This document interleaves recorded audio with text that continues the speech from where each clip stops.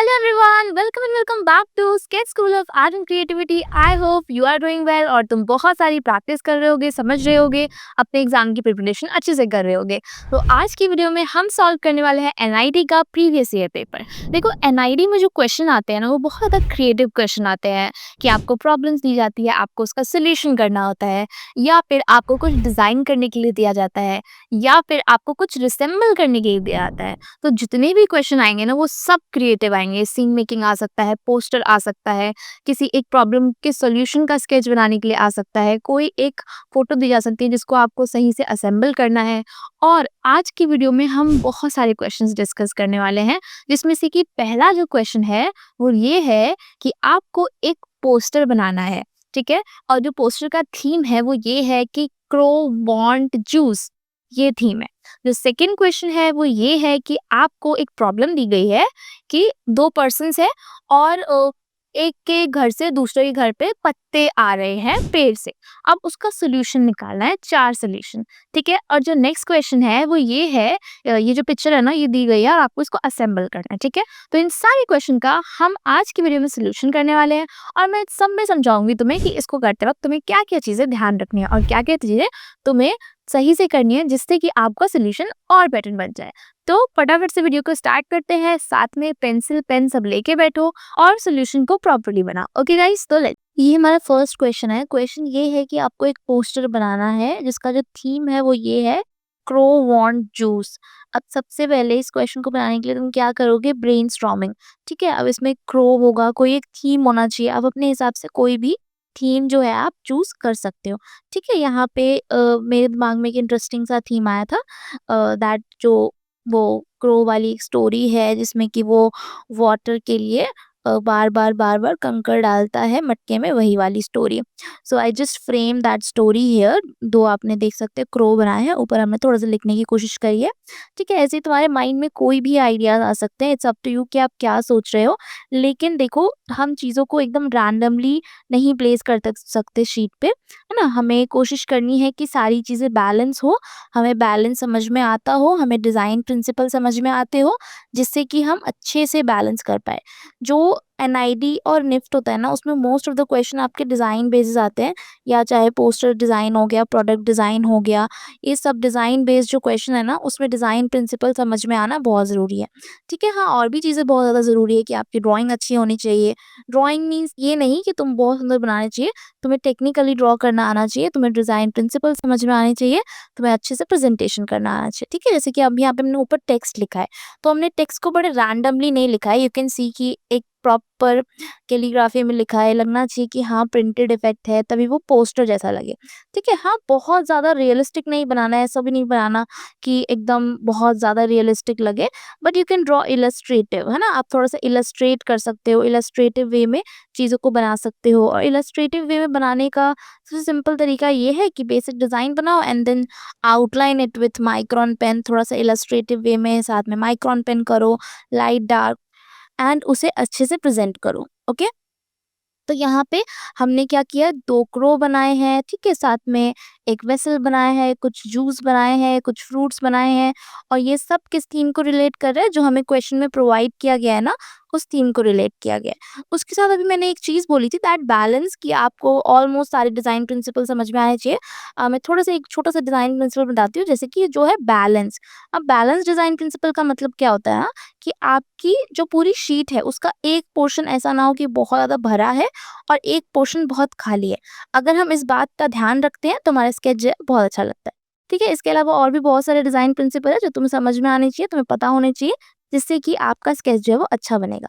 ठीक है, जितने भी क्वेश्चन होते हैं ना, जितने भी क्वेश्चन होते हैं उन सब में आपको ब्रेनस्टॉर्मिंग ही करनी होती है, आपको डिज़ाइन सोचना होता है, बनाना होता है। ठीक है, तो कोशिश करो कुछ क्वेश्चंस खुद से ट्राई करो, चाहे तो जो हमारी वीडियोज़ हैं उससे देख के कोशिश करो, ड्रॉ करो, समझो कैसे बनाया जाता है।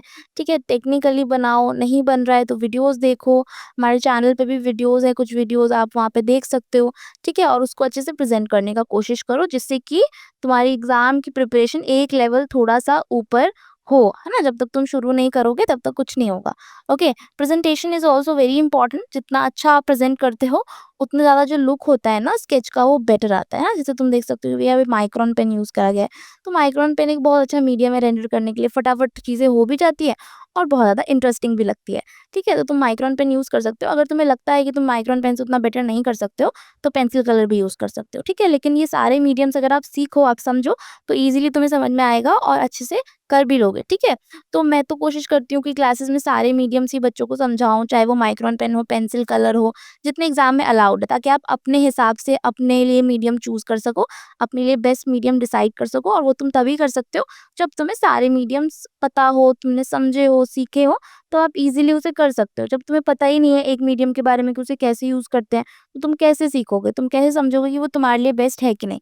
तो खुद को एनालाइज़ करने के लिए ये नहीं होता है कि हमने शुरू में एनालाइज़ कर लिया। जब तुम कुछ चीज़ें सीखोगे, समझोगे तभी ना एनालाइज़ करोगे कि हाँ, ये मेरे लिए फिट है कि नहीं है या फिर मुझे क्या चेंज करना चाहिए।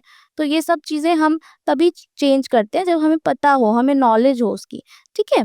तो देखो यहाँ पे जो ये पोस्टर है ना, इसको तुम अपने हिसाब से भी फिनिश कर सकते हो, इसका थीम चेंज कर सकते हो।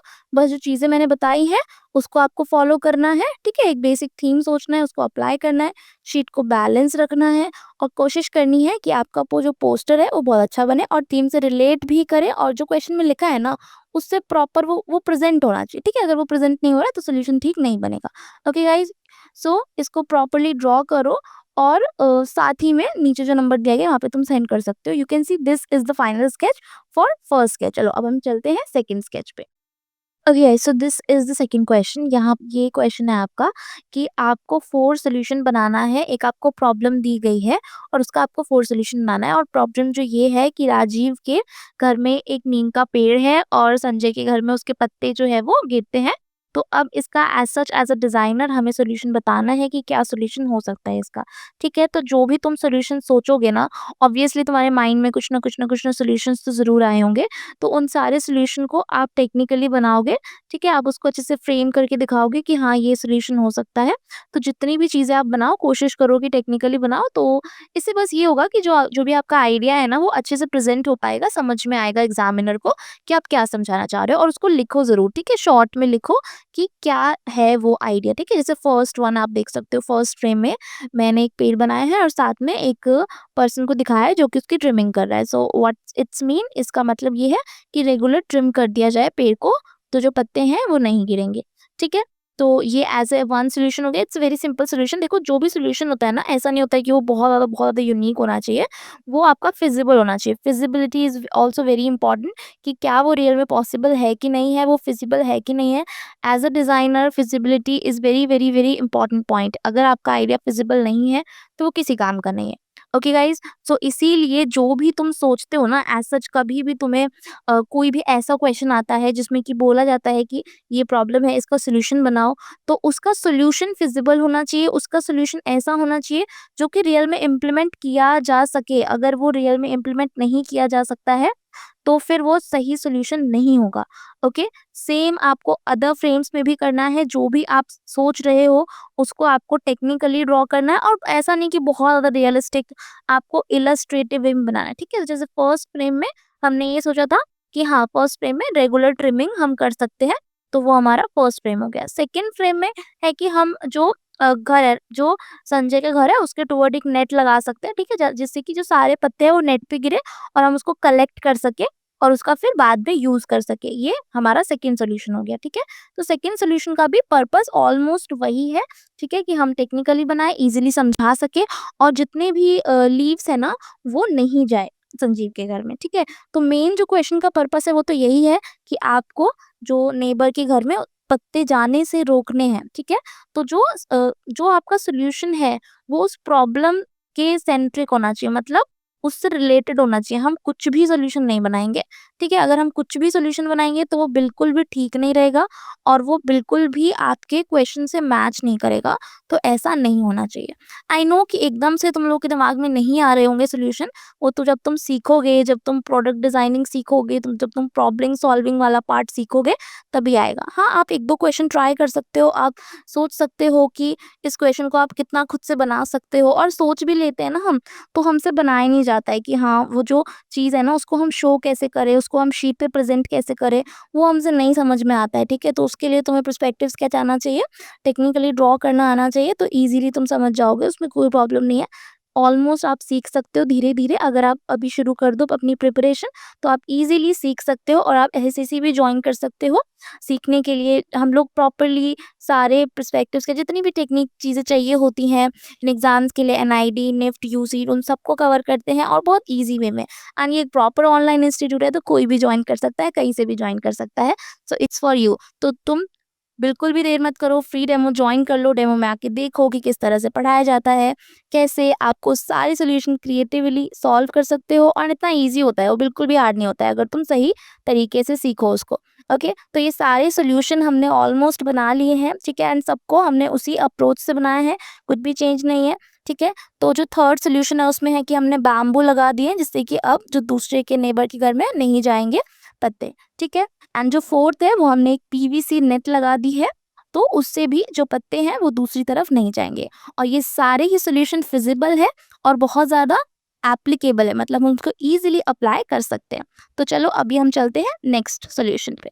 ओके, सो ये जो है वो लास्ट क्वेश्चन है। ये क्वेश्चन सबसे ज़्यादा ईज़ी है, इसमें कुछ भी नहीं है, इसमें कुछ भी तुम्हें सोचना नहीं है, बस जो तुम्हें पिक्चर में दिख रहा है उसको आपको ड्रॉ करना है। तो यहाँ पे आप देख सकते हो कि एक पिक्चर है, आपको सामने दिख रहा होगा स्क्रीन पे, और उसको आपको असेंबल करना है, आपको दिखाना है कि वो पिक्चर असेंबल होके किस तरह से बनेगा। तो एकदम बेसिक क्वेश्चन है, लेकिन इसको भी आप पर्सपेक्टिव में ही बनाओगे। देखो, मैं हर क्वेश्चन को पर्सपेक्टिव में बनाने के लिए इसलिए कहती हूँ, ताकि उसका जो फ्रेमिंग है ना वो एकदम करेक्ट आए और टेक्निकली आप कोई भी गलती ना करो। जैसा वो चीज़ हमें दिख रहा है ना, हम वैसा ही उसे बनाएँ। जब हम रैंडमली बनाते हैं ना, तो कुछ-कुछ चीज़ें गलत हो जाती हैं और हम पूरा एकदम अच्छे से नहीं बना पाते हैं, ठीक है? तो कॉपी भी तभी हम कर सकते हैं जब हमें ये सारी चीज़ें पता हों, ओके? तो यू कैन सी कि मैं यहाँ पे 2 पॉइंट में क्यूबॉइड बना रही हूँ। क्यूबॉइड को क्रॉस करके सेंटर पॉइंट ढूँढ के, फिर सर्कल बना के, फिर हम उसको पीछे लेके जा रहे हैं और तब इस नट को ड्रॉ कर रहे हैं। तो अब ऐसा करने से क्या होगा कि जो नट है ना, इसके जो सर्कल है वो प्रॉपर पर्सपेक्टिव में बनेंगे। मतलब जितना जो आगे वाला पार्ट है वो थोड़ा बड़ा दिखेगा, पीछे वाला जो है वो थोड़ा छोटा दिखेगा, वो थोड़ा पतला हो जाएगा। तो ये क्या है, ऐसा ही हमें रियल में नट दिखता है ना? हर जगह से बराबर नहीं दिखता है। ओके, तो जैसा हमें रियल में चीज़ दिखता है, हमें वैसे ही इस क्वेश्चन में बनाना है। हमें कुछ भी अलग नहीं बनाना है और उसके लिए हम 1 पॉइंट या 2 पॉइंट का यूज़ कर सकते हैं। बट यहाँ पे मैंने 2 पॉइंट पर्सपेक्टिव का यूज़ किया है और 2 पॉइंट पर्सपेक्टिव का यूज़ इसलिए किया है क्योंकि ये जो नट है वो एक एंगल से रखा हुआ है।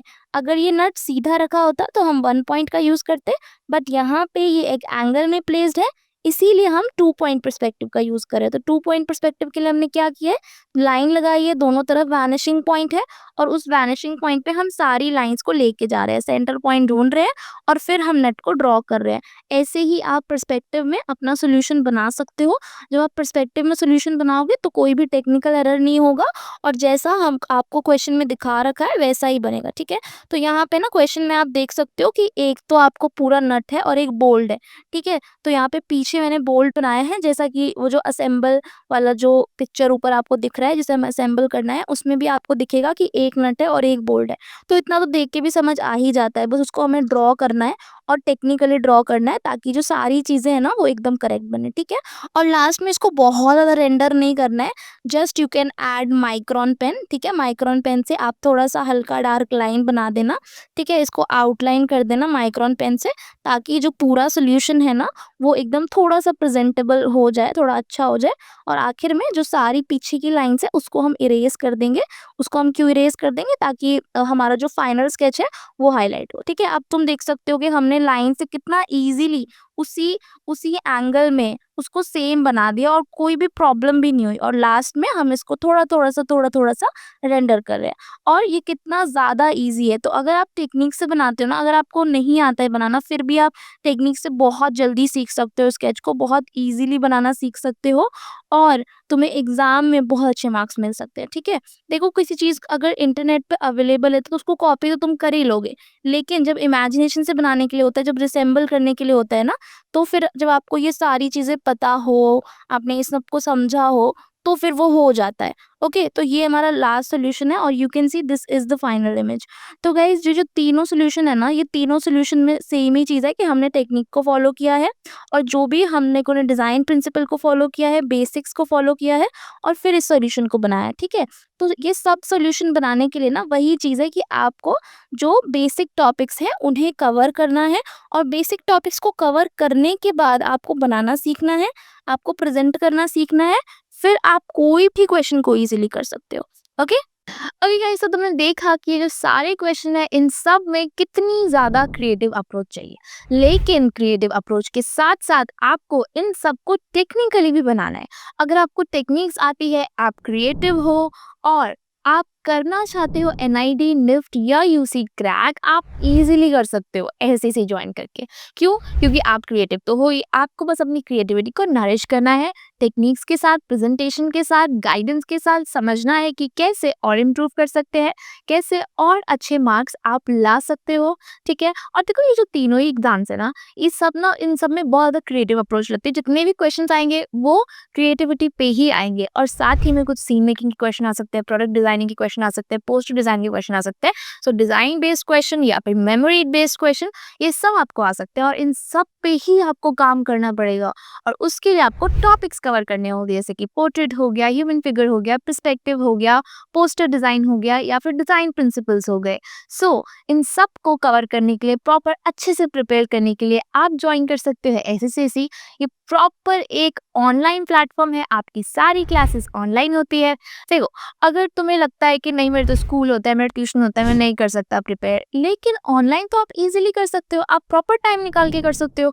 अगर किसी ने तुम्हें कोई काम हो तो तुम रिकॉर्डिंग भी देख सकते हो। और जो सारी क्लासेस है ना वो 8 to 10 के बीच में होती है, तो उससे क्या, आप इजीली रात में तो आप फ्री रहते होगे, आप कर सकते हो प्रिपेयर। और अगर नहीं रहते हो तो जब भी टाइम निकाल के रिकॉर्डिंग देख सकते हो, आप टीचर से पर्सनल गाइडेंस ले सकते हो और इजीली रिलैक्स वे में अपने प्रिपरेशन को कर सकते हो। तो अगर तुम्हें करना है तो एक बार सोचो, एक बार डेमो ज्वाइन करके देखो, देखो कि किस तरीके से पढ़ाया जाता है। डेमो में आने से ना तुम्हारी बहुत सारी चीज़ें क्लियर होंगी, क्योंकि आप टू वे कम्युनिकेशन कर पाओगे।